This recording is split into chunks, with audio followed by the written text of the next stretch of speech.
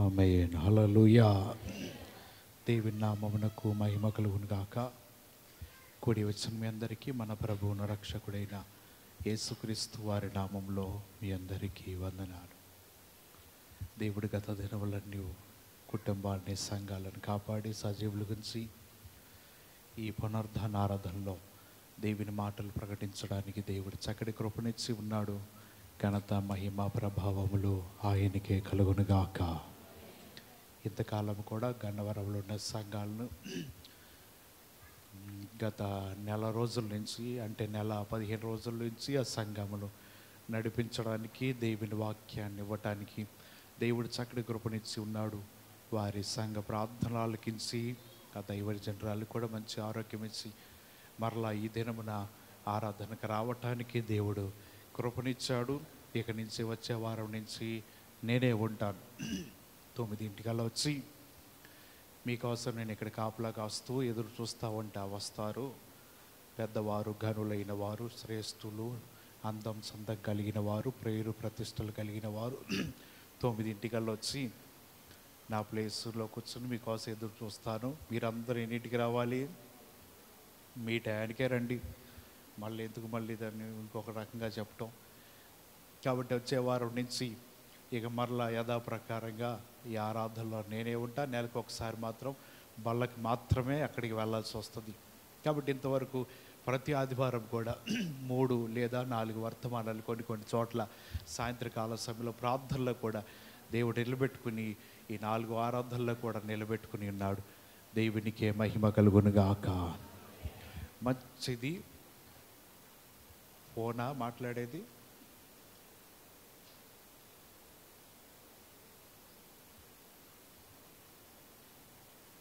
కీర్తన గ్రంథం 55వ కీర్తన.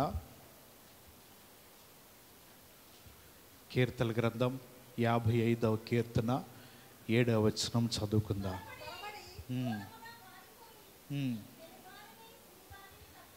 చాలండి, మనం చదివిన మాట కీర్తన గ్రంథం 55వ కీర్తన 7వ వచనం చదివాం. అక్కడ దావీదు మాట పలుకుతున్నాడు. త్వరపడి దూరముగా పారిపోయి పెనుగాలిని సుడిగాలిని తప్పించుకొని. ఈ పగటి కాల సమయంలో మనం ధ్యానించబోయే మాట ఏంటిదంటే, బైబిల్ గ్రంథంలో భక్తులైన వారు కొంతమంది పారిపోయారంట. మరి పారిపోయిన జీవితాలు ఏమైనాయో ఈరోజు మనం చూడబోతున్నాం. దేవుడట్టి మాట ద్వారా మీతో మాట్లాడునుగాక. ఇక్కడ దావీదు ఎందుకు ఈ మాట పలుకుతున్నాడండి? కారణం ఏంటి? దావీదుకి ఏం సంభవించింది? దావీదు చుట్టూ శత్రువులు చుట్టుముట్టి ఉన్నారు. అతనిని బాధ పెడుతున్నారు. ఆయన హృదయంలో వేదన భయంకరంగా ఉన్నది. కన్నీరు వస్తూ ఉన్నాయి, దుఃఖం వస్తుంది, కష్టం అతని చుట్టూ ఉన్నది. బాధ పెట్టిన వారు, దుఃఖపెట్టిన వారు ఏమన్నా బయట వారా అంటే, నా ఇంటిలో ఉండి నా హితులే, నా ఇంట భోజనం చేసిన వారే తన మడిమినెత్తి తన్నుతున్నారంట. అంటే వారి మాటలు ఆ విధంగా దావీదు ఇంట వండిన వారే, దావీదు పెడుతున్న ఆహారం తింటున్న వారే, దావీదు ఇస్తున్న అన్ని కూడా వారు అనుభవిస్తున్న వారే, తన స్నేహితులే దావీదుని తనవారై ఉండి బాధ పెడుతుంటే ఆయన ఈ బాధను తట్టుకోలేక, వారు పెడుతున్న ఈ శ్రమలను హింసలు తట్టుకోలేక ఆయన అంటున్నాడు కదా, నేను కూడా పక్షుల వల్లే రెక్కలు ధరించుకుని ఉంటే పైకి ఎగురుకుంటా వెళ్ళిపోయేవాడిని. నా జీవితం పక్షి వల్ల రెక్కలుంటే సురక్షిత ప్రాంతాలకు చేరుకునేవాడిని కదా. అందుకే ఆ మాట పలుకుతున్నాడు. నేను దూరంగా పారిపోయేవాడిని పక్షుల వల్ల రెక్కలు ధరింపజేసినట్లయితే. ఎందుకంటే దావీదు తెలిసిన వారే, తనవారే ఇన్ని బాధలు పెడుతున్నప్పుడు ఆయన అనుభవించలేకపోతున్నాడు. ఒక పక్షిని రాయి పెట్టి కొడుతున్నారంటే అది ఏమవుతుందండి?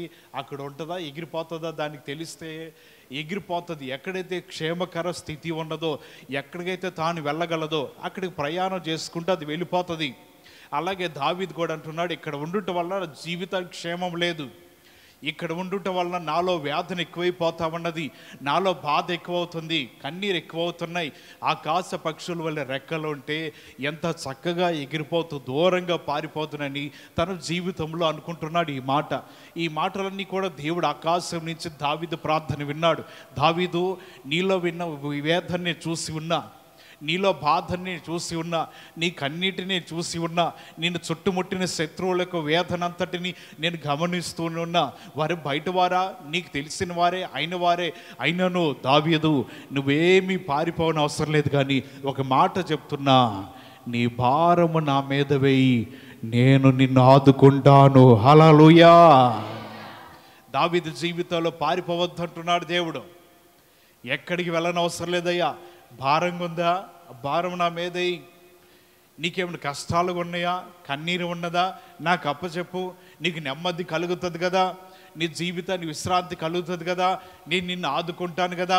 పక్షుల వలె ఎగిరిపోయి వెళ్ళిపోతే బాగుంటుందని మన జీవితంలో అనుకుంటూ ఉన్నాడు దావీదు. అంటున్నాడు, ఎగరవలసిన సమయం ఇంకా ఉన్నది. ఆయన మధ్య ఆకాశానికి వచ్చి కడబోర శబ్దం వినిపించినప్పుడు రెప్పపాటును మనం ఎగిరి వెళ్ళిపోతాం. అప్పుడు వస్తాయంటే మనకి రెక్కలు. అప్పటి వరకు ఈ భూమి మీద దావీదు వలె హృదయంలో వేదన ఉంటుంది, బాధలు ఉంటాయి, ఇబ్బందులు ఉంటాయి, బలహీనతలు ఉంటాయి, అనారోగ్యం ఉంటుంది, అన్నీ ఉంటాయి. మనం అనుకుంటే కొన్నిసార్లు ఆకాశ పక్షులు చూసినప్పుడు చక్కగా ఈ పైన ఎగురుతా ఉన్నాయి, తిరుగుతా ఉన్నాయి, మనం అనుకుంటాం అంతకంటే విలువైన శ్రేష్టం జీవితము దేవుడు మనకి ఇవ్వాలని ఆశ కలిగి ఉన్నాడు. ఏంటిదయ్యా విలువైన శ్రేష్టమైన జీవితం అంటే? ఆయన పరిశుద్ధులతో వచ్చినప్పుడు, దూతలతో వచ్చినప్పుడు, ప్రధాన దూతలతో ఆయన ప్రత్యక్షమైనప్పుడు వెంటనే మనం అందరము కూడా వాటికంటే, గ్రద్దల కంటే, ఆకాశ పక్షుల కంటే, వాటన్నిటికంటే కూడా రెప్పపాటున ఎగిరిపోయి ఆరోహణ వైపే దేవుని రాజ్యానికి వెళ్ళిపోతాం. అక్కడికి వెళ్ళిన తర్వాత అక్కడ ఉంటుంది నిత్య సంతోషము, నిత్య ఆనందము, నిత్య జీవితము, తరతరములు కూడా అక్కడ ఉండి నివాసం చేస్తూ ఆ రాజ్యంలో ఆనందించే కృప ఉంటుంది. దావీదు, ఎందుకు నువ్వు దుఃఖపడుతున్నావు? నీ భారం ఏంటో నా మీద వేయి, నీ కష్టాలు ఉంటే నా మీద వేయి. నీ రాకడ సమయంలో మాత్రమే మన జీవితాలు ఆయనతో పాటు ఎగిరి వెళ్ళే అనుభవం ఉంటుందంట. అప్పటి వరకు మీరు విశ్వాసం కలిగి ఉండండి, నమ్మకం కలిగి ఉండండి, మీ విశ్వాసం చెదరనివ్వద్దు, మీ జీవితాన్ని పాడు చేసుకునవద్దు. నా రాకడ కొరకు ఎవరైతే నిరీక్షిస్తూ ఉంటారో వారందరూ ఆయనతో పాటు ఎత్తబడుతూ ఉంటారు. దావీదు దూరంగా పారిపోదాం అనుకున్నాడు. దూరంగా ఎందుకు పారిపోతాం? ఆకాశం నా సింహాసనం, భూమి అక్కడికి రా, నా పాదపీఠం దగ్గరికి రా. దూరంగా పారిపోవాల్సిన పనే ఉంది? దేవుని సన్నిధికి వచ్చి పాదాల దగ్గర కూర్చో. ఈ భూమి అంతా ఆయన పాదపీఠం అయినప్పుడు మనం అక్కడ కూర్చోవడం తప్పేంటి? దూరంగా పారిపోయి శ్రమపడి కష్టపడుతూ అంత దూరం మనం ఒత్తిడి తీసుకుని మనం కొన్నిసార్లు అనుకుంటాం, బాధలు వచ్చినప్పుడు, కష్టాలు వచ్చినప్పుడు ఎక్కడికి వెళ్ళిపోదాము, ఎక్కడికైనా దూరంగా వెళ్ళిపోదాం, మరొక ప్రాంతానికి వెళ్ళిపోదాం, నెమ్మది కలిగి ఉందాం, విశ్రాంతి కలిగి ఉంటే బాగుంటుంది కదా, ఇక్కడే ఉంటే నాకు వేదన ఎక్కువ అవుతా ఉన్నది. ఆయన పాదపీఠం భూమి అయి ఉన్నప్పుడు మనం ఎక్కడ ఉన్నా సరే పాదాల చుట్టూ తిరుగుతున్నట్లే ఉంటుంది, కానీ దేశాలు దాటి వెళుతున్నట్లు ఉండదు. ఆయన దగ్గరికి వచ్చి నువ్వు మోకరించి ప్రార్థన చేసుకోగలిగితే విడుదల వస్తుందంట. దావీదు, ఎక్కడికి పారిపోవద్దులే, నేను నీకు నెమ్మది ఇస్తాను, నేను నిన్ను ఆదుకుంటాను. ఒకవేళ ఆయన కాదను ఎక్కడికి పోయినా నెమ్మది ఉండదు, ఎక్కడికి పోయినా నీ దేవుడు తప్ప ఇంకెవరు ఆదుకునేవారు ఉండరు, ఎక్కడికి పోయినా మన జీవితాలకు విశ్రాంతి ఉండదు, ఎక్కడికి వెళ్ళినా సమాధానం ఉండదు. ఆయన పాదాల దగ్గర, ఆయన దగ్గర మాత్రమే సమాధానము, నెమ్మది ఉంటుందంట. ఈ క్రైస్తవుల జీవితంలో కొన్నిసార్లు పారిపోవాలని ఆలోచన కలిగి ఉంటారు. దేవుని యొద్ద నుంచి మనం దూరంగా పారిపోతే మరొక దిక్కు లేదండి. మనుషుల యొద్ద నుంచి పారిపోయినా మనకి మరొక మనుషుల దగ్గర ఆదరణ ఏమైనా కొద్దిగా దొరుకుతుందేమో. తల్లిదండ్రుల యొద్ద నుంచి పారిపోయినా మరలా తిరిగి వారు తప్పు తెలుసుకుని వారు వస్తారు. అందరికంటే కూడా దేవుడు పై స్థాయిలో ఉన్నప్పుడు ఆయన యొద్ద నుంచి పారిపోతే ఇక ఆయనకు మించిన ఆయన లేడుగా. ఇక మరొకరిని వేడుకుందాం, మరొకరి దగ్గర ప్రార్థన చేసుకుందాం, మరొక నామాన్ని స్మరిద్దామంటే ఇక ఆయన నామం తప్ప మరొకటి లేదు కదా.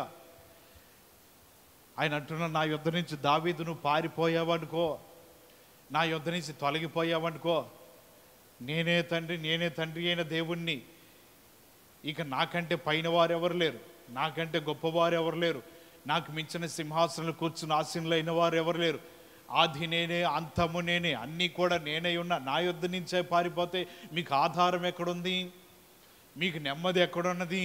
మీ జీవితాలు ఆదుకునేవారెవరు? మనుషుల యొద్ద పారిపోయినా లేకపోతే లోకం యొద్ద పారిపోయిన మీ జీవితానికి ఆధారం దొరుకుతుందేమో, కానీ అసలు ఆయన దగ్గర నుంచే పారిపోతే మరి జీవితానికి వేరే మార్గం లేదు. దావీదుని అందరిని బట్టి నువ్వెక్కడికి పోవద్దు, కానీ నా యొద్ద మాత్రమే ఉండని దేవుడు మాట్లాడుతున్నాడు. దేవుని వాక్యం వింటున్న మనము దేవుని యొద్ద నుంచి ఎన్నడూ మనం జీవితాలు పారిపోవద్దండి. ఎందుకు పారిపోవద్దంటే మనం ఎగిరి వెళ్ళవలసిన ఒక దినం ఉన్నది. దాని కొరకే మనము కష్టపడి ప్రయాసపడి దేవుని దగ్గర అటువంటి యోగ్యతను సంపాదించుకోవాలని వాక్యము తెలియపరుస్తుంది.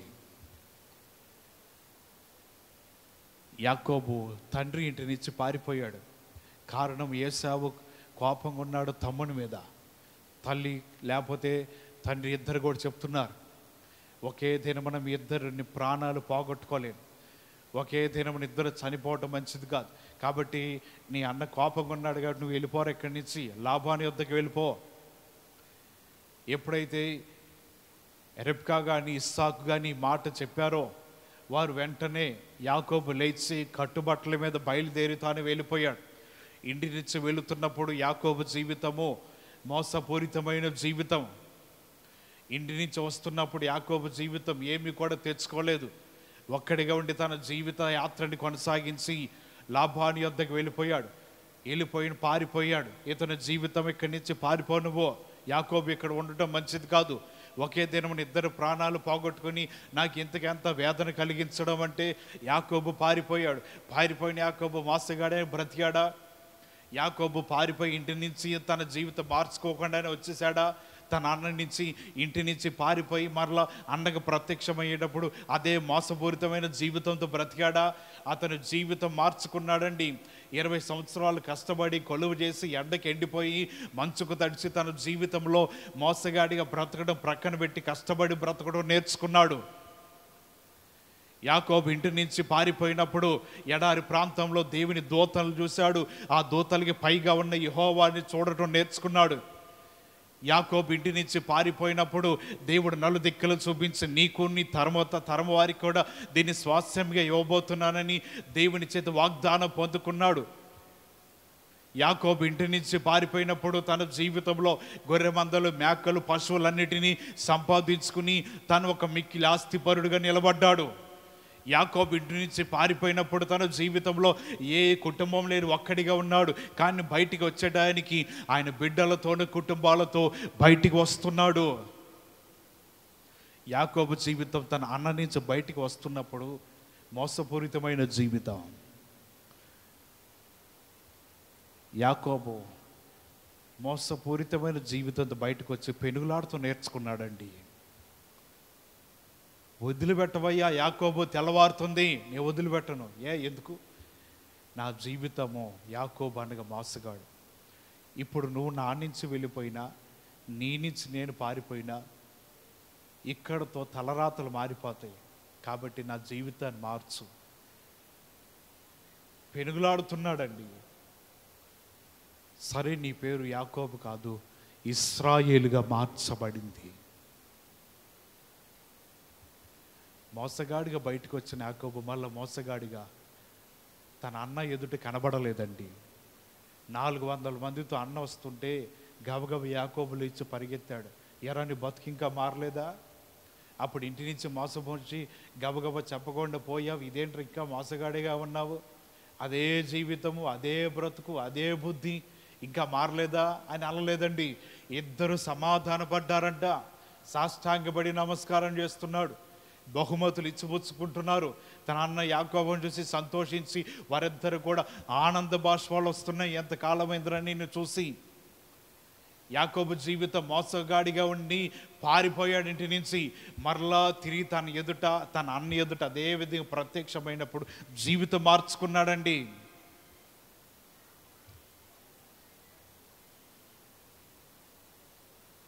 మరొకసారి చెప్తున్నా,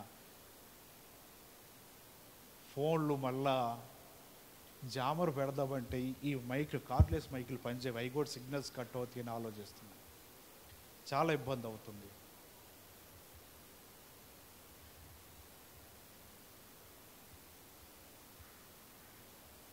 ఈ యాకోబు జీవితము బయటికి వచ్చిన తర్వాత నూతనమైన జీవితం కలిగి ఉన్నాడండి.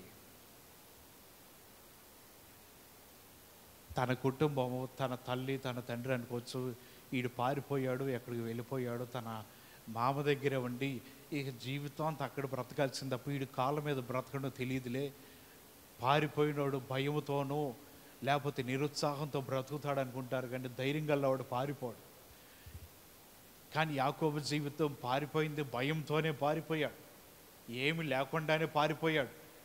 తిరిగి వచ్చినప్పుడు అతని జీవితము దేవుని వాగ్దానమును స్వతంత్రించుకున్నాడు. దేవుడు చూపిస్తున్నాడు కదా, విస్తారమైన సంతానం నీ ద్వారా రాబోతుంది, విస్తారమైన ప్రజల్నికి ఇవ్వబోతున్నా.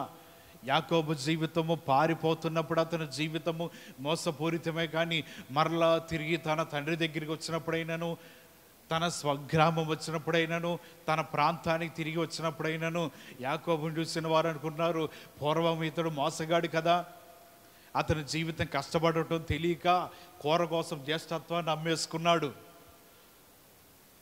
తన జీవితం కష్టపడటం తెలియక అడవికి పోలేక బద్ధకంతో ఆ పెరట్లో ఉన్న దాన్ని తీసుకొచ్చేసి కూర వండేసి పెట్టాడు. కష్టపడటం తెలియదు ఆయనకి. అప్పటికి పారిపోయే సమయానికి కూర వండుకొని తినటం కూడా చేత కాదు ఆయనకి.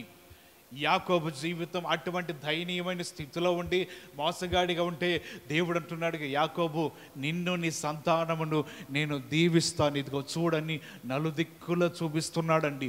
మోసగాడే యాకోబు కాదంట్లా, కానీ తిరిగి వచ్చినప్పుడు అతని జీవితం మార్చబడిందిగా.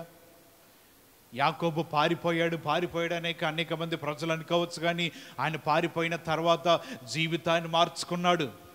ఒక గొంగళ పరుగు గూడు పెట్టి తన జీవితాన్ని మరలా మార్పు చెంది ఒక సీతాకోకచిలుగా ప్రజలందరికీ కనబడుతూ రంగురంగులుగా కనబడుతూ అందరూ ప్రజలు ఆహ్లాదంగా ఆనందిస్తారు. ముందు కనబడితే చెప్పుతో తొక్కుదామా, లేకపోతే ఇంకేం దాన్ని కాలుతో నలిపేద్దామా అన్నట్లు చూస్తూ ఉంటారు. మారిన తర్వాత అండి, ఎప్పుడు మన కళ్ళు ఎదుటికి ఉన్నప్పుడు ఏకాంతంగా దానివైపే దృష్టి మళ్ళుతుండే అటు ఇటు చూస్తూ ఉంటాం. పూర్వమేమో దాని ప్రాణం తీయాలనుకున్నారు, ఇప్పుడు అది ఎగురుతూ ఉంటే ఆనందిస్తున్నారు. యాకోబు జీవితం పారిపోయినప్పుడు ఎవరికి నచ్చలేదండి. దేవుడు కూడా మాట్లాడటానికి ఇష్టపడలే, వదిలిపెట్టమైన పోతానంటే వద్దొద్దు, నా జీవితాన్ని మార్చు, నువ్వు పారిపోయి వచ్చావుగా, జీవితాన్ని ఎలా మార్చాలి, ఇశ్రాయేలుగా ఉండాలి. దేవుడు యాకోబు జీవితాన్ని చూశాడు. పారిపోయి వచ్చిన యాకోబు దీవించబడిన జనాంగముగా తిరిగి తన ఇంటికి వెళుతున్నాడంట. హల్లెలూయా! దీవించబడిన ప్రజలుగా వెళుతున్నాడు. ఈ లోకానికి మన జీవితాలు విడిచిపెట్టాం, లోక అలవాట్లు విడిచిపెట్టాం, లోకంలో ఉన్నవన్నీ విడిచిపెట్టాం. దేవుని నమ్ముకుని రక్షించబడి నీటిలో ఒక మారు మునిగి బాప్టిసములు పొంది మన జీవితాలు మార్చుకుని లోకము నాకు వద్దు అని పారిపోయి దేవుని యొద్దకు వచ్చి పరిశుద్ధ గ్రంథాన్ని పట్టుకు దేవుని నమ్ముకున్నా. మరలా దేవుని యొద్ద నుంచి పారిపోతే మరొక ఆధారం లేదు. మరలా దేవుని యొద్ద నుంచి నువ్వు పరిగెత్తావంటే నీ జీవితానికి ఆధారం లేదు. లోక ప్రజల వద్దయ్యా, లోక అలవాట్లు వద్దు, ఈ లోకంతో నాకు అనవసరము, నీలో జీవాన్ని కనుగొని నీలో నిజాన్ని కనుగొని యథార్థమైన దేవుడవు నీవే, నిజ దేవుడవు నీవే అని గమనించి నీ సన్నిధానానికి వచ్చాను ప్రభు అని మన జీవితంలో ఆయన నమ్ముకుని ఇలాగ ఒకసారి ఆయన మందిరంలో మీరందరూ అడుగుపెట్టిన వారే, దేవుడు వద్దు, ఏ వద్దు, ప్రార్థన వద్దని నీ ఒకసారి దేవుని విడిచిపెట్టినట్లయితే ఇక మనకు ఆధారం ఎక్కడ ఉన్నది? మన జీవితాలని ఆదరించేవారెవరు? మన జీవితాలకు నెమ్మది కలిగించేవారెవరు? దేవుని సన్నిధికి వచ్చిన తర్వాత మరలా మనం వెనకడుగు వేయకోకుండా ఆయన సన్నిధిలో ఉండగలిగితే మన జీవితాలు దీవించబడతాయంట. ఒకవేళ వెనకడుగు వేస్తే ఏమవుతుందండి? పోయిన వారంలో ఒకరిని పరామర్శించడానికి వెళ్ళాం. ఆయనకి క్యాన్సర్ అనే రోగం వచ్చి చివరి స్థితిలో ఉన్నాడు. పూర్వం మందిరానికి వెళ్ళేవాడే, భక్తి గలవాడే, పెళ్లి వరకు కూడా బాగానే ఉన్నాడు. గత సంవత్సరం వివాహం జరిగింది. అప్పటి వరకు కుటుంబం అంతా ప్రార్థనకి వెళ్ళేవాళ్ళు, భక్తి గలవాళ్ళు. అవతల వారు అన్యులు అని చెప్పి వీళ్ళు అన్యులు వివాహం చేశారు. నెల రోజులకి క్యాన్సర్ 4th స్టేజ్కి వెళ్ళిపోయిందండి. నెల రోజులు పాదే క్యాన్సర్ అంతగా ఒక్కొక్క స్టేజ్ పెరుగుకుంటూ వస్తుంది, దాని ఆనవాళ్ళు తెలుస్తుంది. ఎంత కఠినమైన స్థితి రావటానికి కారణం ఏంటిదంటే చేసిన తప్పు అదే. చెప్తున్నారు వాళ్ళు, అయ్యా వద్దురా నాడు దాడు పోకూడదురా, మన సిద్ధాంతం నువ్వు చిన్నప్పటి నుంచి హాస్టల్లో ఉన్నా ఎక్కడికి పోయినా ఒక మందిరానికంటూ పోతున్నావు కదా, అదే పోదాం, దేవుడు ఏదో కార్యం చేస్తాడులే అంటే వెనుకోళ్ళ తన జీవితం నా ఇష్టం వచ్చినట్లు జీవిస్తానన్నారు. దేవుని యొద్ద నుంచి పారిపోతే ఎలాగుంటుందంటే పెద్ద పేగు తీసేశారు, చిన్న పేగు తీసేశారు, రెండు తీసేశారు. కఠినమైన పరిస్థితి. ఆ సమయంలో యేసు గారు వాళ్ళు అన్నయ్య మణిపాల్ హాస్పిటల్ చేస్తారు, వారికి కూడా చెప్పాం. వారికి కూడా చెప్తే వారు కష్టమైన పరిస్థితి అన్నట్టు తెలిసింది. ఇంటికి తీసుకొచ్చారు, కష్టమైన పరిస్థితి. చనిపోదామంటే మరణం కూడా ఆయన దగ్గరికి రావట్లేదండి, పారిపోయింది మరణం కూడా. పరామర్శించడానికి వెళ్తే ఏంటి ఆ ఘాట్లు ఏంటి, ఆ బ్యాండేజ్లు ఏంటి, అన్నీ ఏంటంటే గత రాత్రి అంటే 1:30కు లేచి చనిపోదామని బయటకు వచ్చి ఈ నాడి దగ్గర కోసుకుంటే బ్లీడింగ్ ఎక్కువ అయితే త్వరగా చనిపోతారంట. ఏవో కోసుకున్నాడు కానీ రక్తం రావట్లా. ఈ నాడి దగ్గర కూడా బాగా కోసేసుకున్నాడు బ్లేడ్తో, షేవింగ్ చేసుకున్న బ్లేడ్తో రప్ప కోసుకున్నాడు. ఒకసారి కాదు, బ్లడ్ వచ్చేదాకా మొత్తం ఎన్ని గీతలు ఇక్కడ దాకా కట్లు వేస్తారు. అంటే వాళ్ళ అక్కగారు నర్సుగా చేస్తారు, గబగబ రాత్రి లేసి అవన్నీ కట్లు వేసారు. ఈ చేతులతో పోతే పర్ల, పీక దగ్గర కూడా బర కోసేసుకున్నాడండి, రక్తం రాలా. ఆ తర్వాత కుటుంబ సభ్యులు అర్ధరాత్రి లేచి ఏమైపోయాడని గబగబ బయటికి వెళ్ళి వస్తే ఏదో స్పృహ తప్పి పడిపోయాడు కానీ చనిపోలే. గబగబ లోపల తీసుకొచ్చి ఆ డ్రెస్సింగ్ అంతా వాళ్ళ సహోదరి చేసి పరుండబెట్టింది. మరణ పడకల మీద ఉన్నాడు, ఇంకా ఉన్నాడు, వెళ్ళలా. ఆయన చూసినప్పుడు అనుకున్నా ఈయనకి ఇంకా కొన్ని రోజులు ఉన్నాయి, ఇప్పుడులో చనిపోవడాన్ని చెప్పా. అదేంటండి వాళ్ళు చనిపోతారని హాస్పిటల్ కూడా తీసుకెళ్ళి అందరి చుట్టూ బేరమని ఏడ్చిన వేసినా ఇంకా టైం ఉంది, ఇంకా సమయం ఉంది, దేవుడు ఇంకా ఉతికి ఆరేయటానికి సిద్ధముగా ఉన్నాడు. అప్పుడే వదలరండి. జీవము కలిగిన దేవుని చేతిలో పడుట బహుభయంకరమంట.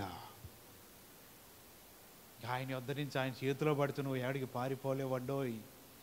అపవాది చేతిలో పడితే దేవుడున్నాడు విడిపించడానికి, మనుషుల చేతిలో పడితే దేవుడున్నాడు విడిపించడానికి. డైరెక్ట్గా ఆయన చేతిలో పడ్డావనుకో మొరబెట్టుకోవడానికి ఇంకెవరు లేరు మనకి. చనిపోతారు ఈ 2 రోజుల్లో అయిపోతుంది. 2 రోజులు కాదు, ఇంచుమించు 2-3 వారాల వరకు టైం ఉంది. అప్పుడు దాకా దేవుడు మాత్రం విడిచిపెట్టారు. 2 కిడ్నీలు నల్లగా అయిపోయినాయి, ఇన్ఫెక్షన్ వచ్చి ఒక్కొక్క అవయం పాడవుతా వస్తూ ఉన్నది. అవన్నీ జరిగేసరికి కొన్ని వారాలు పడుతుంది. చెప్పినప్పుడు వినాలి. పరిశుద్ధ గ్రంథం ఇది. దీనిలో మాటలు ఆటకాయతనంగానో లేకపోతే తీసి పారేసే మాటలు కాదు. దీనిలో ఉన్న మాటలు పాటిస్తే నీ జీవితం ఎక్కడికి పారిపోకుండా దేవుడి సన్నిధిలో ఉండవచ్చు. అవి ఏవో మాటలే మనకెందుకులే, మన జీవితం మన వరకు మనం బాగానే ఉన్నాం కదంటే మరి అట్లాంటప్పుడు ఇది ఎందుకు బైబిల్ గ్రంథం నీ ఎదుట?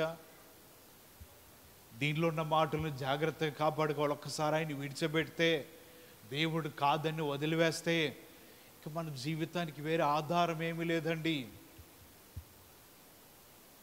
మన తప్పిదముడు మనం తెలుసుకోవాలండి, మన పొరపాట్లు మనం తెలుసుకోవాలి. మన జీవితంలో ఉన్న దేవుని దగ్గర ఏ విధంగా జీవిస్తున్నామో తెలుసుకోవాలి. అనేక మార్లు చెప్పి ఉండవచ్చు, దేవుని నమ్ముకోరా జీవితం అన్నా ఓకే, దేవుని నమ్ముకో, నీ రోగం క్యాన్సర్ అయినా ఏదైనా ఆయనకి చేతగానిదంటూ ఏమీ లేదు కదా, మరణం నుంచి లేపబడతా పర్లేదు. ఒక నెల రోజులకే తన భార్య కూడా చూడటానికి రాదండి. నెల రోజులకి వదిలేసిపోయింది. పెళ్ళి 9 రోజులకే జీవితంలో ఆనందం లేదు, సంతోషం లేదు. ఎక్కడికైనా పోండి కానీ విగ్రహారాధన జోలికి పోతే రోషము కలిగిన వాడండి. ఆయన కొట్టే దెబ్బలకి దేవుడు మమ్మల్ని కూడా అడ్డు తొలగమని చెప్తే ఇక దిక్కే లేదు మన జీవితానికి. పారిపోదాం, ఎక్కడికైనా వెళ్ళిపోదాం, ఎక్కడికి వెళ్ళిపోయినా జీవితం కొనసాగిద్దాం. ఎక్కడికి పోయినా పాతాళములున్నను అక్కడ నిన్ను పట్టుకుంటాడు. సముద్రం అడుగు భాగంలో ఉన్నాను అక్కడ పట్టుకుంటాడు. ఎక్కడ ఉన్నానో దేవునికి మరుగైన ప్రాంతం ఏమీ లేదంట. దాని బదులు లోకము మన జీవితం అక్కడి నుంచి పారిపోయి రావాలి, అక్కడి నుంచి మనం తొలగిపోయి రావాలి, అక్కడి నుంచి మన జీవితాలు విడిచిపెట్టాలి. మనం అనుకుంటా ఏముంది ఒక్కరోజే కదా, 1 గంట కళ్ళు మూసుకుంటే అయిపోద్ది. ఆయన కళ్ళు మూస్తే నీ జీవితం ఏమైతో తెలుసా? ప్రతి క్షణము ఆయన నరులను నడకల మీద తన కనుదృష్టి ఉంచాడంట. ఒక గంటే కదా, ఒక పూటే కదా, కళ్ళు మూసుకుంటే అయిపోద్దులేంటే ఆయన కళ్ళు మొయ్యలేక ఇశ్రాయేలు దేవుడు కునుకడు. ఆయన నిద్రపోతే మన బతుకులు అవి ఉంటే ఏమి లేదండి. ఆయన ప్రతి దినము నేను చూస్తున్నాడు కాబట్టి ఇలా బ్రతుకుతున్నాం. ఇకనైనా మనం జీవితాలు మార్చుకోవడానికి ఇష్టపడాలి. ఆయన యొద్ద నుంచి మనం తొలగిపోతే, లోకం నుంచి తొలగిపో, పరిగెత్తుకుంటే దేవుని సన్నిధిలో ఉండు. నిన్ను చెడగొట్టేవారు భక్తిహీనత మాటలు నీవు కలిగి ఉంటే వాటి నుంచి దూరంగా తొలగిపో, అవి నీకు అవసరం లేదు. లేకపోతే లోకంలో నీ జీవితాన్ని అనేకములు బాధలు పెట్టి నేను కృంగదీసి నీ జీవితంలో పాడు చేసేవాళ్ళు ఉంటారు. అక్కడి నుంచి నువ్వు తొలగిపో, పారిపో, వారితో నేను స్నేహం చేయవసరం లేదు. అటువంటి వారిని అసహించుకోమని వాక్యం సెలవిస్తుంది. మన జీవితంలో దేవుని వద్ద నుంచి పారిపోతాం, లోకానికి అతుక్కుపోతాం. మన గనులు అండి, తెలివిగలవారం ఇదే. దేవుని వద్ద నుంచి పారిపోకుండా అయ్యా అంటే దేవుని వద్ద నుంచి పారిపోతాం. లోకము మనుషుల యొద్ద నుంచి నిన్ను చెడగొట్టి నిన్ను పాడు చేసే వారి యొద్ద నుంచి పారిపోమంటే వారితోనే సాంగత్యం చేస్తాం, వారితో స్నేహం చేస్తూ ఉంటాం. మరి అంత కాదా దేవుడి కోపం వచ్చి పట్టుదల పౌరుషం కలిగి ఉండేది? మరి జీవితంలో తెలుసుకోవాలి ఏ విధంగా. యేసు ప్రభువారు 2 సంవత్సరాలలోపు వయసు ఉన్నప్పుడు దేవుని దూత మాట్లాడుతుంది, యోసేపు ఆ పుట్టిన చిన్నబిడ్డను తీసుకుని ఐగుప్తుకి వెళ్ళిపో, ఫరో అక్కడ ఉన్నాడు. 2 సంవత్సరాల్లో పిల్లలందరినీ వెతుకుతున్నాడు సంహరించాలి. నువ్వు బయలుదేరి ఇక్కడి నుంచి వెళ్ళిపో. ఫరో ఎప్పుడైతే వెతుకుతున్నాడని దేవదూత ద్వారా తెలపబడిందో, యోసేపు మరియా యేసు ప్రభు వారిని పసికందిగా ఉన్నప్పుడు తీసుకుని వెళ్ళిపోయారని. మరలా దేవుడు మాట్లాడుతున్నాడు, నిన్ను సంహరించాలనుకున్న వ్యక్తి లేడు, వచ్చేసే నీ గ్రామానికి. యేసు ప్రభు ఎల్లకాలం అలాగే పారిపోయాడంటే లేదండి. అపవాదు శక్తులు నిలబడి పరిగెత్తిచ్చాడు ఆయన. దావీదు కుమారుడా, నాతో నీకేంటయ్యా పని? మరి ఏం చేయమంటావు? నువ్వు ఒక్కసారి ఆజ్ఞాపిస్తే మేము పారిపోతాం, పరిగెత్తంటాను. పందుల గుంపులో పరిగెత్తినాడు అపవాది. అపవాది యేసు ప్రభు వారి దగ్గరికి వచ్చి కేకలు పెడుతుంది, మమ్మల్ని ఏమీ చేయవద్దయ్యా, మమ్మల్ని ఏమి అనవద్దు. యేసు ప్రభు వారు సాతాను శక్తులు చూసి ఆయన భయపడి పారిపోలేదని నిలబడ్డాడు. ఆయన వాటిని పరిగెత్తించాడు, అవి పారిపోయినాయి ఆయన ఎదుట నుంచి.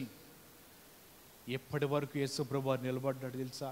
మనుషులే కానీ నిందించిన, దూషించిన, చెడ్డ మాటలు పలికిన, ఏది చేసినా ఆయన సిలువలో తల వాల్చు వరకు కూడా దేనికి పరిగెత్తలేదండి. ఏదో వస్తున్నాడు, అయ్యా నా చెలికాడా నువ్వేదో చెయ్యాలనుకున్నా త్వరగా, కానీ భయపడలా. సైనికులు సంఖ్యల చేతోనూ గుదియాల చేత వస్తుంటే, ఇంతకయ్యా బందిపోటు దొంగ మీదకి వస్తున్నారు, నేను పారిపోయేవన్నా, గొలుసులతో పట్టి కట్టేయడానికి ప్రతిదినం మీతోనే కనబడుతున్నా, మీ ఎదుటే ఉంటున్నా, దేవాలయంలో బోధిస్తూనే ఉన్నా కదా, తీసుకెళ్ళండి. నిలబడ్డాడండి ఆయన, పారిపోలేదు. ఎవరి కోసమో తెలుసా? మన కోసమే. తన ప్రాణమంతా పోయే వరకు కూడా ధైర్యంగా ఉన్నాడు, కానీ ఎక్కడ కూడా వెనుదిరగలేదు, పారిపోలేదు. మన ప్రధాన యాజకుడైన యేసు ప్రభువారు, హల్లెలూయా, ఆయనలో ఉన్న ధైర్యం అదే. దేవుని మాటలు వింటున్న మన జీవితం నేర్చుకోవాలి. పగటి కాల సమయంలో మనకంటే ముందుగా నడిచిన మన ప్రభు దేని విషయంలో ఆయన కలత చెంది పారిపోలేదండి. ఎక్కడ కూడా వెనుదిరగల. మనుషులు భయపెట్టినా, మనుషులు యేసుని సంహరించండి అని కేకలు వేసినా, ఏది చేసినా సరే ఆయన అలా నిలబడ్డాడే, కానీ ఎక్కడ కూడా ఆయన పారిపోలేదు. అందువలన మరణించిన తర్వాత దావీదు అంటున్న, అయ్యా నేను దూరంగా పారిపోతానని పక్షి వాళ్ళే రెక్కలు కట్టుకుని యేసు ప్రభువు వారు కూడా రెక్కలు ధరించినట్లుగా దేవదూతలు వచ్చి ఆయనను ఘనముగా తీసుకెళ్ళారంట పైకి. పారిపోయే వాళ్ళు కాదండి తీసుకెళ్ళేది, నిలబడేవాడిని. మన జీవితాలు పారిపోయే దేవుడి సన్నిధికి వచ్చి ఆయన నమ్ముకొని జీవిస్తున్న మరొక మారు పారిపోవద్దు, వెనక తిరగవద్దు, వెనక అడుగు వేయవద్దు, దేవుని యొద్ద నుంచి తొలగిపోవద్దు. ఇక ఏదైనా సరే దేవుడి నా జీవితానికి కావాలని నువ్వు జీవించగలిగితే ఎన్నడూ కూడా ఆయన నిన్ను విడిచిపెట్టడంట. నీవు కలిగి ఉండవలసినది మరలా అది వెనక్కి తిరిగి వెనకడుగు వేస్తే నీ జీవితంలో ఆయన చేతిలో పడ్డావంటే ఉతికి అక్కడ పెడతాడండి. మొత్తం ఊడిపోవటమే ఒంటికి పట్టిన కీలు, ఒంటికి పట్టిన తుప్పు అంత వదిలిపోతుంది. అప్పుడు అంత స్థితికి వాడు తెచ్చుకోకూడదు. ఒక మారు వచ్చి నిలబడ్డామంటే మరణము వరకు నమ్మకంగా ఉండు. అప్పుడే దేవుడు నమ్మకమైన వారిగా నేను పిలుస్తాడు. మరణం వరకు నమ్మకంగా ఉంటేనే జీవితాన్ని దేవుడు పిలుస్తాడంట. మోషేని పిలిచాడు. ఏ విధంగా పిలిచాడు? అపోస్తుల కార్యంలో చదువుదాం. అపోస్తుల కార్యములు 7వ అధ్యాయము అపోస్తుల కార్యములు 29వ అధ్యాయం 29వ వచనం చదువుదాం.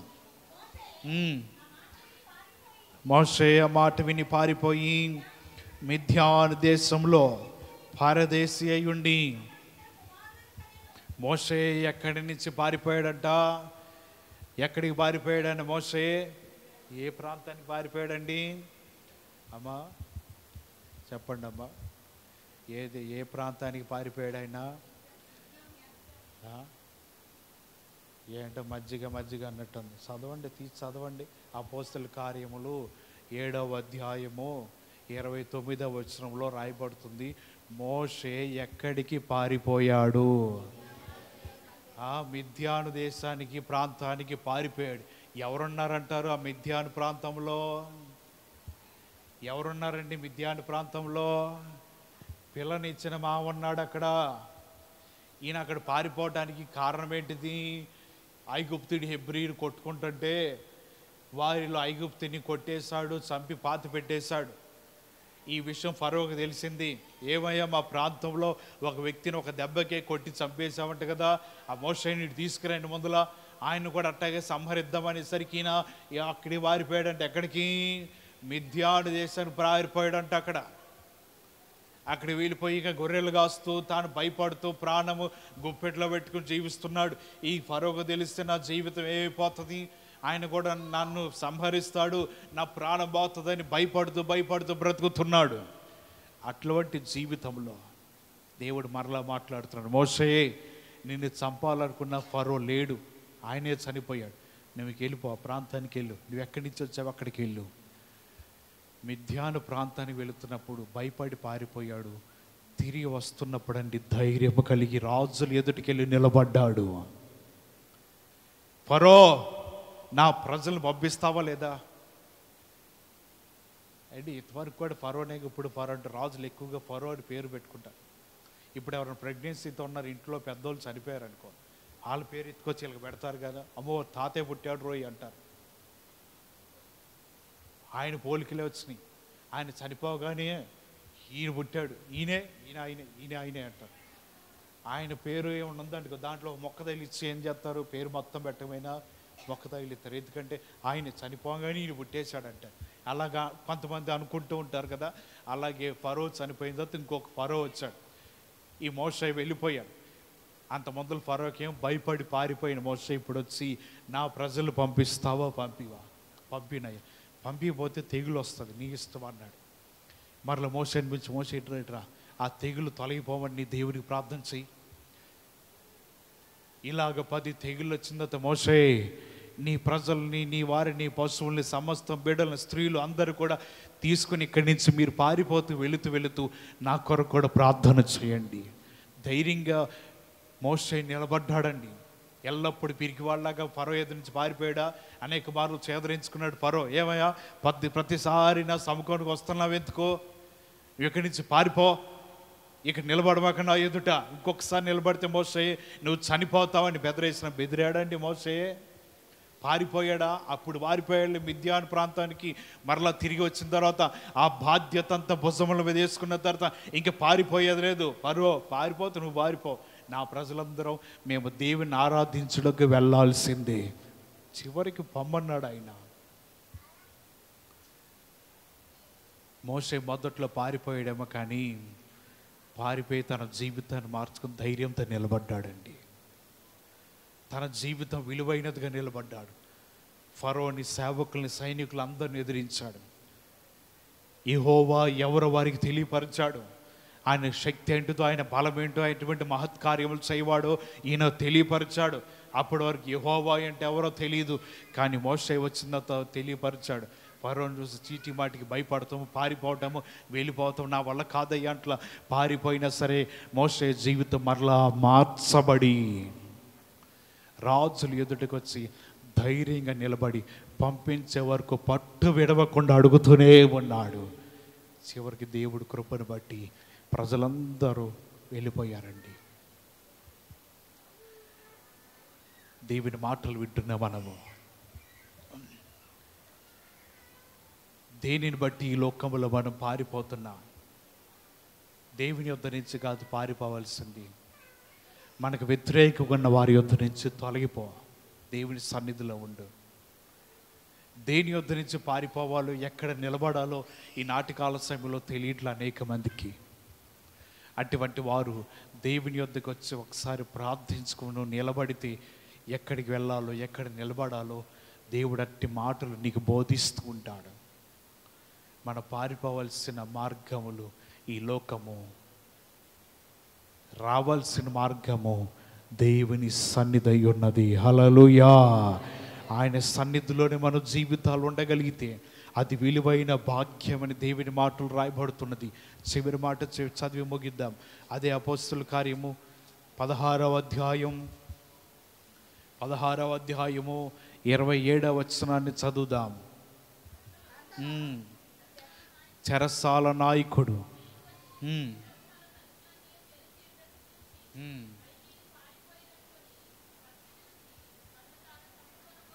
కత్తి దూసి తనను తాను హాని చేసుకోబోయాడంటే ఎవరు పారిపోయారని?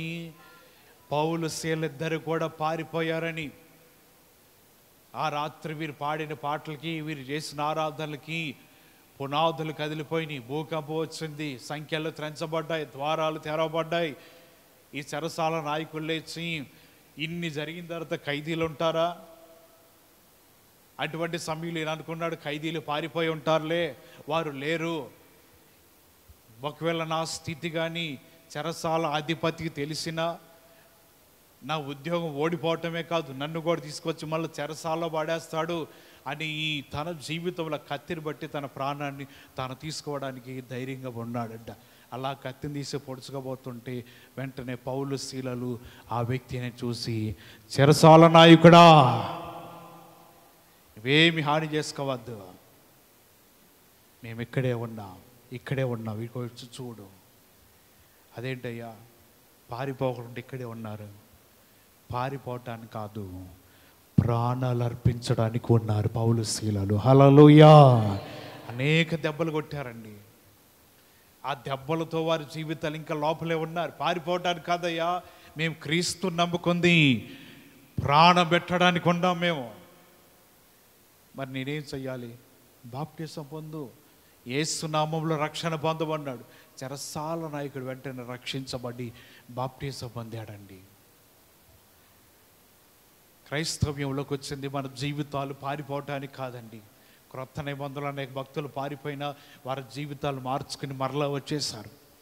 నేటి కాల సమయంలో ఈ కృపాయుగములు అంత్య దినములో జీవిస్తున్న మనము దేవుని నమ్ముకుంది, దేవుని అంగీకరించింది, సీటీ మాటికి దేవుని యొద్ద నుంచి పారిపోయి భయపడిపోయి తొలగిపోవడానికి కాదు, ఆయన రాకడ వరకు నిరంతరం స్థిరముగా జీవిస్తూ ఆయన రాకడలో ఎత్తబడటానికి మనము క్రైస్తవ్యమును అంగీకరించి ఉన్నాము. హల్లెలూయా. అందు నిమిత్తమై దేవుని సన్నిధిలో ఉన్నా పౌలు శీలలు ఏమీ పారిపోలేదండి, నిలబడ్డాడు. అపవిత్ర ఆత్మలు పరిగెత్తించారు, రోగాల్ని తొలగించారు, అనేక మందిని స్వస్థపరిచి విడుదలనిచ్చారు. ఇవన్నీ కూడా ఎలా జరిగినాయి అంటే ఈ పౌలు శీలలు బట్టి మాత్రమే దేవుడు చేశాడు కార్యము. దేవుని మాటలు వింటున్న మనం ఎక్కడ నిలబడి ఉండాలి, ఎక్కడ నిలబడకూడదు, ఎక్కడ పారిపోయి మన ఆత్మీయ జీవితాన్ని కాపాడుకోవాలి ఏంటిది అనేది మనం గమనిస్తే అప్పుడే మన జీవితానికి, క్రైస్తవ్యానికి ఒక విలువైన అర్థం ఉంటుందని దేవుని మాటలు బట్టి తెలియపరుస్తున్నా. కాబట్టి లోకానికి, మనుషులకు, భక్తిహీనులకు, ఈ లోకంలో ఉన్న నీచులకు మనం దూరంగా ఉండి వారి యొద్ద నుంచి తొలగిపోండి. దేవుని యొద్దకి సమీపముగా వచ్చి ఆయన దగ్గర ఉండండి. ఆయన రెక్కల నీడనే మనకు ఆశ్రయము. ఆయన రెక్కల నీడనే మన జీవితానికి సుఖ సంతోషములు కలవని వాక్యం తెలియపరచబడుతుంది.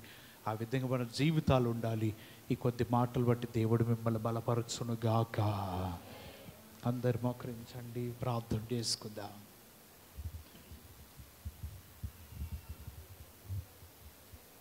దేవుడు లేఖనముల నుంచి మనతో మాట్లాడి ఉన్నాడు.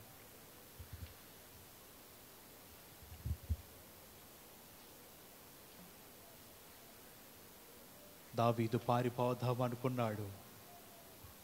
దేవుడు అంటున్నాడు, నీ భారం నేను మోస్తా, నీ వేదన నేను తొలగిస్తానంటున్నాడు. యాకోబు పారిపోయాడు. తిరిగి వస్తున్నప్పుడు అతని జీవితం మార్చబడిందండి. ఇశ్రాయేలుగా ఉన్నాడు.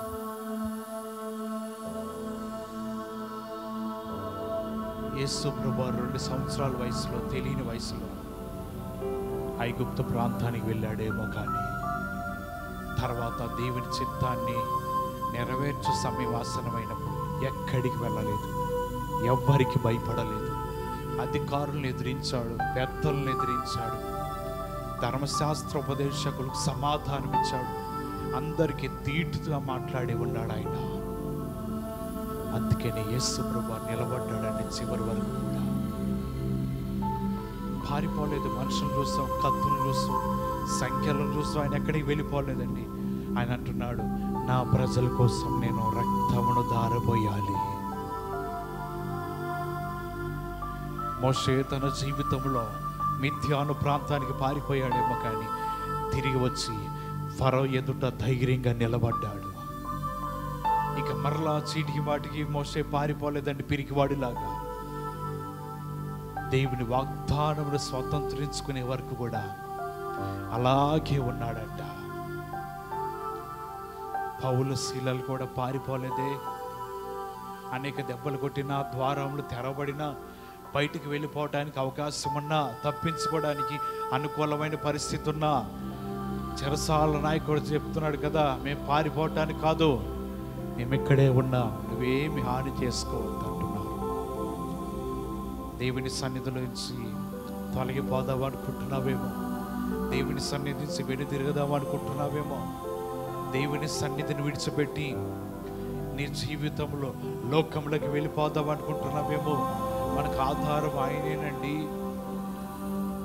ఆయనే మన మీద దయ చూపించేవాడు, ఆయనే మన మీద కృప చూపించేవాడు, ఆయనే మన రక్షణాధారము, ఆయనే మన జీవితాన్ని కాపాడువాడు, ఆయన మనల్ని పోషించువాడు, మన జీవితాలు మంచి మార్గంలో నడిపించువాడు ఆయనే, మన పాదమును తొట్టిల్లకుండా కాపాడువాడు ఆయనే. అటువంటి దేవుణ్ణి ఎలా విడిచిపెట్టాలనుకుంటున్నావు? విడిచిపెట్టవద్దు. నీ కలిగిన పరిస్థితులన్నీ ఎల్లకాలం ఉంటాయి అనుకుంటావేమో. కొంతకాలం అండి, తాత్కాలికమైన శ్రమలన్నీ నీ జీవితాన్ని కలవరపెట్టి వెళ్ళిపోతాయి. నువ్వు ఒకటి గుర్తుపెట్టుకో, దేవుని యొద్ద నుంచి పారిపోతే మనం ఎగిరే అనుభవం కోల్పోతాం. దేవుని యొద్ద నువ్వు నిలబడితే ఆయన బోరం రోగించినప్పుడు రెక్కలు కట్టుకొని వెళ్ళిపోతుంటే ఆహా, అటువంటి ఆనందము, సంతోషము వర్ణించలేనిది. దానికోసమే మనం దేవుని నమ్ముకున్నాం. ఆయన రాజ్యములు అడుగు పెట్టడానికి, ఆ రాజ్యంలో ఉన్న ఆనందాన్ని మనం అనుభవించడానికి లోకాన్ని విడిచిపెట్టి నాకు దేవుడే కావాలని ఆయన సన్నిధికి వచ్చాము కదా. నీవు దేవుని నమ్ముకున్న ప్రారంభ దినాల్లో నీ వారు నేను దూషించవచ్చు, చెడ్డ మాటలు పలకవచ్చు, అవమానించవచ్చు, హేళన చేయవచ్చు. దేవుని నమ్ముకున్నావా? బాప్టిజం పొందావా? బిడ్డలకి వివాహాలు ఎలా అవుతాయి? బిడ్డల భవిష్యత్తు ఏంటిది అని నేను అవమానపరిచారేమో. అన్నిటిని వదులుకొని కాదని లోకాన్ని విడిచిపెట్టి పరుగున దేవుని సన్నిధికి వచ్చి ఆ ఉన్న సమయాన్ని నువ్వు సద్వినియోగం చేసుకుంటున్నావంటే దేవుడిని నిన్నడు కూడా విడిచిపెట్టడండి. ఆపత్కాలం వచ్చినా, ఆపదలు వచ్చినా, ఏది సంభవించినా కొంతకాలమే, కొన్ని దినవలే. ఆ తర్వాత మన జీవితాలు మేలైన కరముగా మార్చబడతాయి. దేవుని నమ్ముకున్నందుకు ఎన్నో మాటలు పడి ఉంటాం. దేవుని సన్నిధికి వచ్చినందుకు ఎన్నో విధాలుగా నీ జీవితంలో బాధలు అనుభవించి ఉంటావు. అయినా నీవు లోకాన్ని విడిచిపెట్టి పారిపోయి వచ్చింది జీవము గల దేవుని యొద్దకు వచ్చావు. సైన్యములకు అధిపతి అయిన యెహోవా యొద్దకు వచ్చావు. కొట్లాని దోతల చేత పొగడబడుతున్న దేవుడు కావాలని వచ్చావు. లోకాన్ని విడిచిపెట్టి నిన్నెన్నడు దేవుడు నిరుత్సాహపరచడు, సిగ్గుపరచడు, అవమానపరచడు. నీ కొరకు పరిస్థితులను మార్చి నీ జీవితాలను బలపరిచి మరలా నీలో ఆశలు పుట్టించగలడండి దేవుడు. అటువంటి శక్తిమంతుడై ఉన్నాడు. ఆయన నమ్ముకుని నీ జీవితంలో జీవించు, గొప్ప మేలులు చేస్తాడు. ప్రార్థన చేసుకుందామా? విత్తబడిన వాక్యం మనందరి హృదయంలో ఫలభరితమున్నట్లుగా ఆత్మచేత ప్రేరేపణ కలిగిన వారు ఎవరైనా ఒకరు ప్రార్థన చేయండి.